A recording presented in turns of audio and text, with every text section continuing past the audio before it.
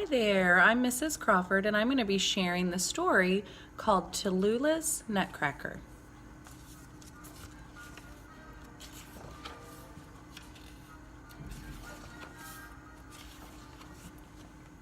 There was only one Christmas present that Tallulah really wanted.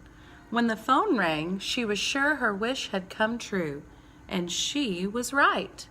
"They picked me," she shouted. "I'm going to be a mouse in the Nutcracker. Lots of kids tried out, but they picked me." "I thought you wanted to be the Sugar Plum Fairy. You said you didn't want to be a mouse ever," said her brother Beckett. He loved being a mouse. "That was in our dance school," Tallulah sniffed. "This is a real Nutcracker for a real ballet company in a real theater." "Can I come see it?" "Of course you can. Lots of people will come," Tallulah exclaimed, "and everybody will get to see me dance." In ballet class, all the students congratulated Tallulah. "What wonderful news," said her teacher, giving her a hug. "It's a great honor." "I know it is," Tallulah agreed, doing chancé turns around the room. That day she worked extra hard.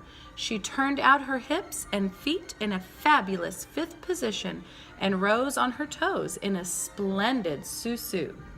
Then she jumped to one foot in a graceful sisson. Ballet class is fun, she thought, but being in a real ballet is big time. Maybe I'll be on TV. Tallulah could hardly wait. At the first rehearsal, Tallulah stood proudly with 11 other kids she'd never met before. All of them were playing mice. Tallulah hoped that she would stand out. The ballet master greeted them warmly. Then he told them the story of the Nutcracker. A girl named Clara receives a nutcracker shaped like a soldier for Christmas, and her jealous brother breaks it. That night, she has a dream about scary mice battling toy soldiers. "That's where you come in," says the ballet master. He showed them a hoop. "Let's pretend that this is the clock you mice come through. Are you ready to begin?" "Yes," everyone called back. Tallulah's voice was loudest of all. The ballet master lined them up and made them creep through the pretend clock. He made them scuttle in a circle and run this way and that. Then he made them do it all again and again and again.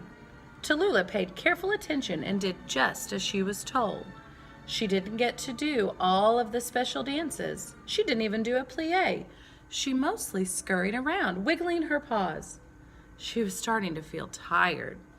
But when the dance master said, "Good work, Tallulah, you're a very scary mouse," she beamed.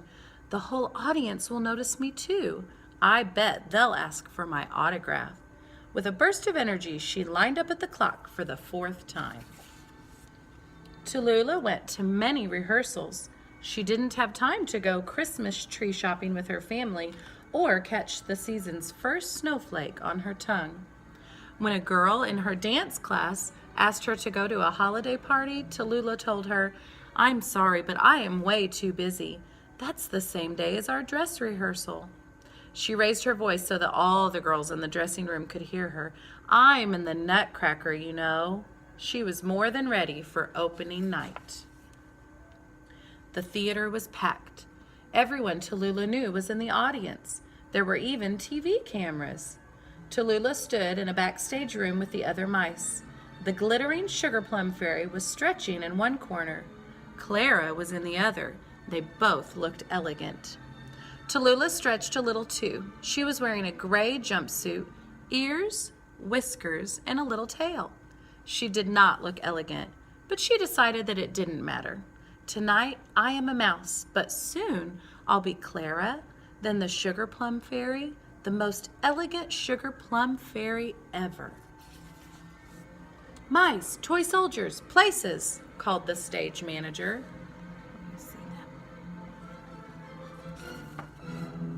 Tallulah hurried to the wings. She watched as Clara fell asleep. The music got a little spooky. Tallulah's stomach started to dance by itself. She took a deep breath and gave it a little pat. Then right on cue, Clara's dream began. She crept out of the clock with the other mice behind her. "Ooh," said the audience. Tallulah was pretty sure that Beckett's ooh was the loudest.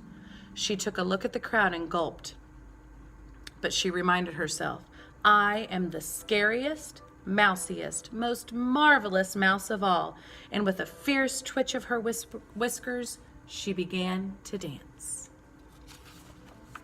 Then all of a sudden, she stepped on a tall mouse's tail. Whomp! They both fell down. Tallulah tried to get up, but another mouse tripped over her, followed by 2 toy soldiers. They all lay in a stunned heap in the middle of the stage. The audience gasped, then giggled. Tallulah wished she could just disappear through the floor. With her face as pink as the inside of her ears, she managed to scramble to her feet. She finished her dance in a daze. Then she rushed off stage and hid.